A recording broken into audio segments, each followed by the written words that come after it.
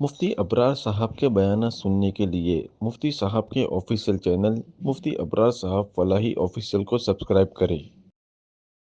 أعوذ بالله من الشيطان الرجيم. بسم الله الرحمن الرحيم. قال لقد علمت ما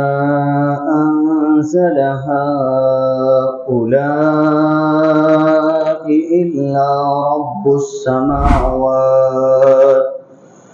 إلا رب السماوات والأرض بصائر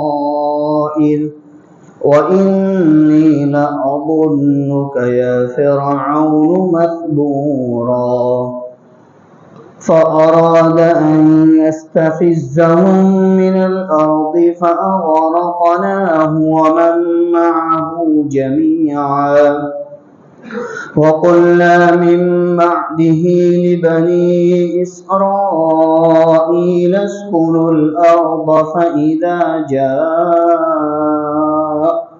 فإذا جاء وعد الآخرة جئنا بكم لفيفا.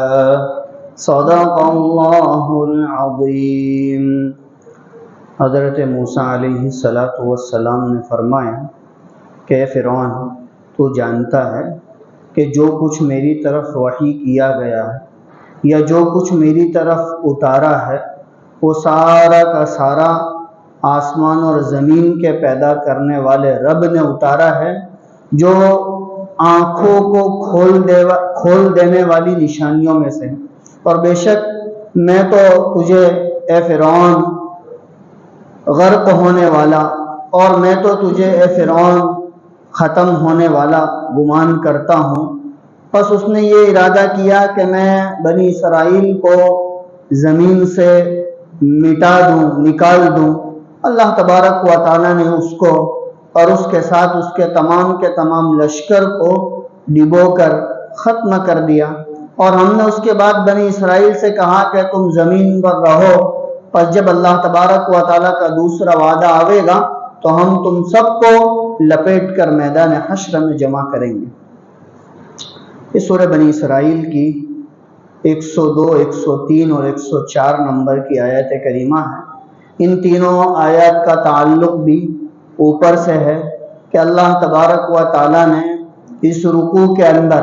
حضرت موسیٰ علیہ السلام کے واقعے کو ذکر کیا. ویسے تو قرآن کریم نے کئی جگہ پر حضرت موسیٰ علیہ السلام کے واقعے کو ذکر کیا ہے، اور ہم نے بارہا سنا کہ حضرت موسیٰ علیہ السلام کے واقعے کو قرآن پاک میں جگہ بجگہ ذکر کرنے کا مقصد یہ ہے کہ اس امت کو حضرت موسیٰ علیہ السلام کی قوم کے ساتھ ایک خاص مناسبت ہے، اور اللہ تبارک و تعالیٰ نے عبرت کے بہت سارے سامان اس امت کے لیے رکھے ہیں. اس وجہ سے یہاں پر بھی اللہ تبارک و تعالیٰ نے تقریباً 4-5 آیتوں کے اندر دوبارہ حضرت موسیٰ علیہ السلام کے واقعے کو ذکر کیا. اس لیے کہ مناسبت ایک یہ بھی ہے کہ سورت کا آغاز معراج کے واقعے سے ہوا، اور معراج بیت المقدس کے ساتھ خاص ہے اور اس کی خصوصیت بیت المقدس سے ہے، اور حضرت موسیٰ علیہ السلام بھی بیت المقدس سے وابستہ رہے ہیں. اس وجہ سے اللہ تبارک و تعالیٰ نے یہاں پر دوبارہ حضرت موسیٰ علیہ السلام اور ان کی قوم کے واقعے کو ذکر کیا. اوپر اللہ رب العزت نے موسیٰ علیہ السلام کو جو 9 نشانیاں دی تھی اس کا تذکرہ کیا کہ جو 9 نشانیاں بطور معجزے کے اللہ تبارک و تعالیٰ نے موسیٰ علیہ السلام کو عطا فرمائی تھی، جس کے بارے میں گزشتہ کل ذکر کیا گیا. پھر جب حضرت موسیٰ علیہ السلام فرعون کے پاس اپنی قوم کو اس کی غلامی سے نکالنے کے لیے گئے، جیسا کہ کہا گیا کہ حضرت موسیٰ علیہ السلام کا فرعون کے پاس 3 مرتبہ جانا ثابت ہے کہ 3 مرتبہ آپ مستقل ایک اہم دعوت لے کر گئے. ویسے تو حضرت موسیٰ علیہ السلام کی پرورش ہی فرعون کے دربار میں ہوئی،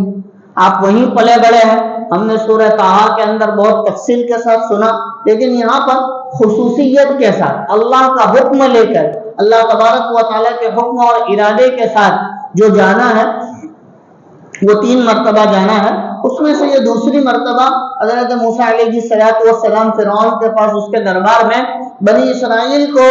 اس کی غلامی سے نکالنے کے لیے، یعنی مصر سے ان کو نکال کر ملک شام کی طرف لے جانے کے لیے پہنچے ہیں، اور جا کر جب فرعون کے سامنے حضرت موسیٰ علیہ السلام نے اپنی بات رکھی، اپنی دعوت رکھی، تو فرعون نے کہا کہ انی لأظنک یا موسیٰ مسحورا، اے موسیٰ میں تو تم کو ایک جادو کیا ہوا شخص سے سمجھتا ہوں، کہ جس طرح کسی انسان کے اوپر جب جادو ہو جاتا ہے تو جادو کے اثر سے وہ کچھ بھی بکنے لگتا ہے، کچھ بھی کہنے لگتا ہے، کہا کہ مجھے بھی ایسا محسوس ہوتا ہے کہ تمہارے اوپر کسی نے جادو کر دیا ہے، جس کی بنیاد پر تم ایسی بہکی بہکی باتیں کر رہے ہو۔ حضرت موسیٰ علیہ السلام فرعون کی بات سن کر متاثر نہیں ہوئے، اپنی دعوت کے اندر کوئی اثر نہیں آیا، بلکہ ٹھوس دعوت دیتے ہوئے کہا لقد علمت ما انزل هؤلاء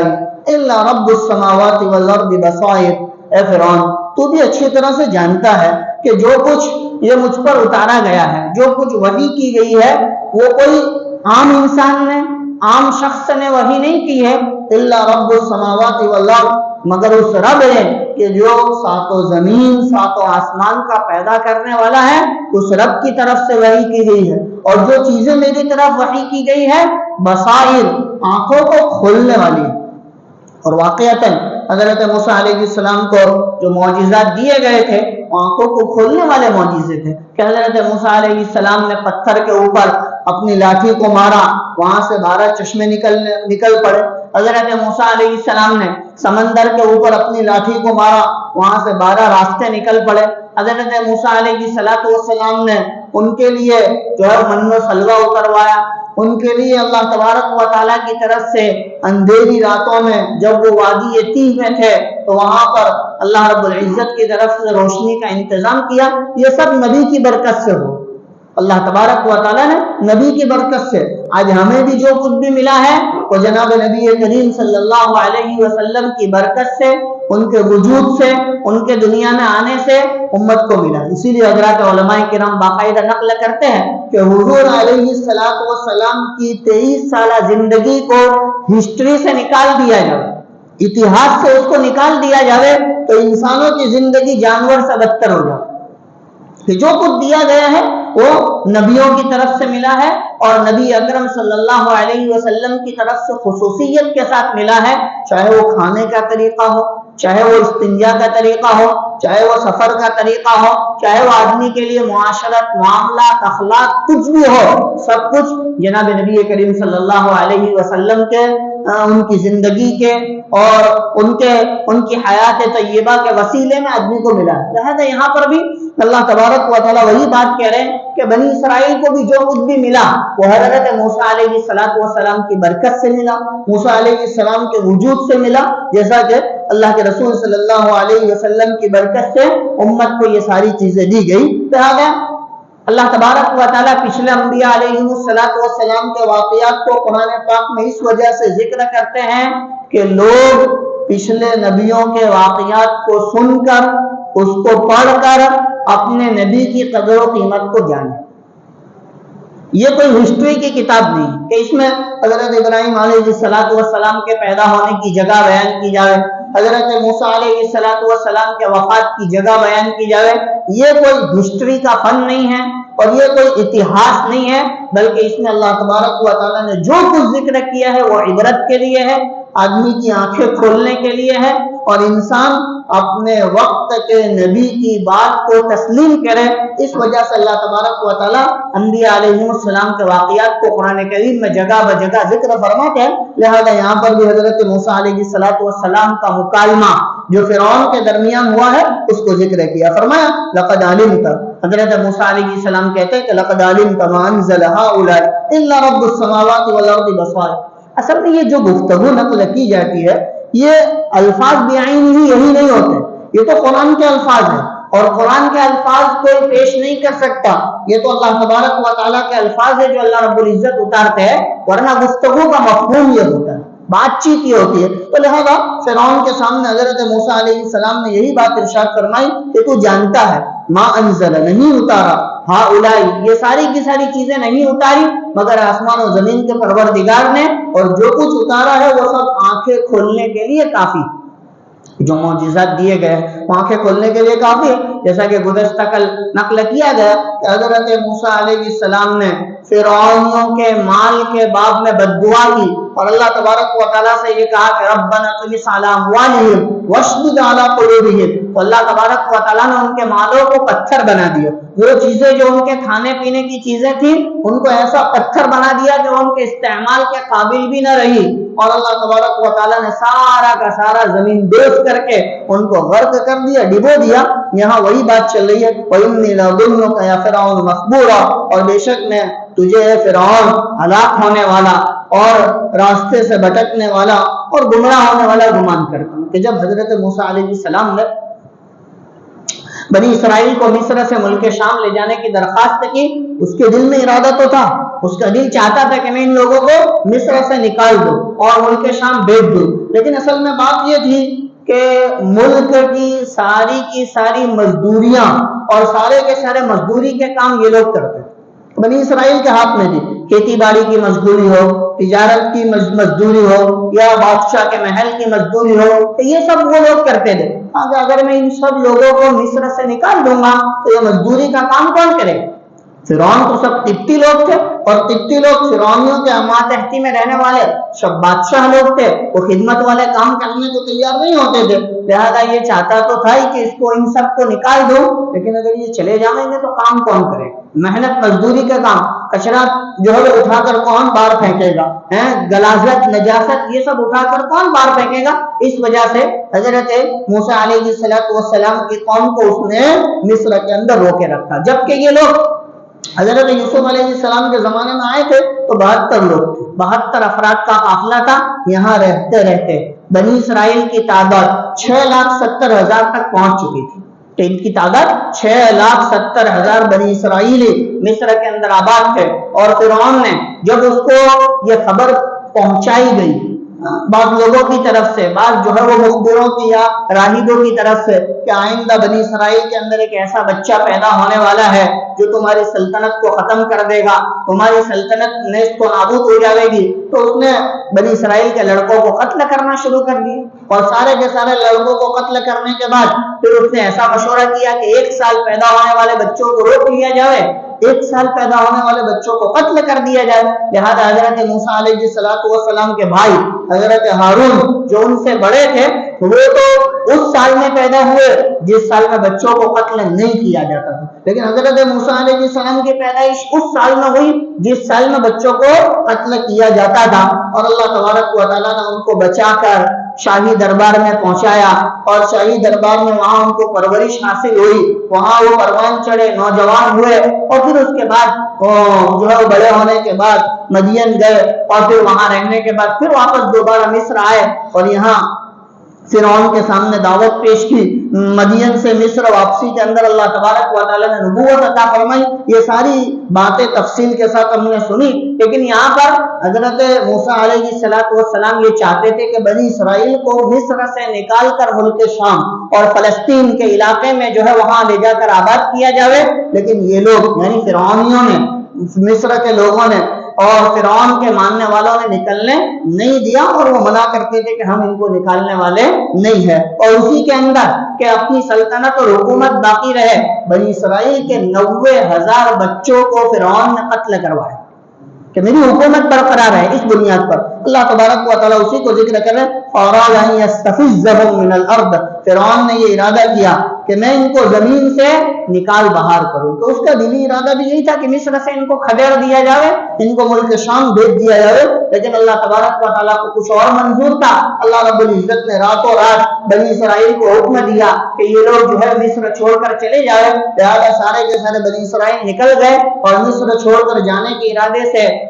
بحر قلزم کے پاس پہنچے، لیکن فرعونیوں کو پتا چلا کہ یہ لوگ مصر چھوڑ کر جا رہے ہیں، لہذا یہ پورا کا پورا لشکر بھی ان کے تعاقب میں پیچھے بحر قلزم کے پاس پہنچ گیا۔ اب بحر قلزم کے پاس سمندر کے کنارے پر پہنچنے کے بعد اب کرے کیا؟ تو لہذا پریشان ہو گئے، موسیٰ علیہ السلام کو پکارنے لگے۔ حضرت موسیٰ علیہ السلام نے سمندر میں لاٹھی ماری اور وہ سمندر کے اندر بحر قلزم کے اندر 12 راستے نکل پڑے۔ موسیٰ علیہ السلام اور ان کی قوم کو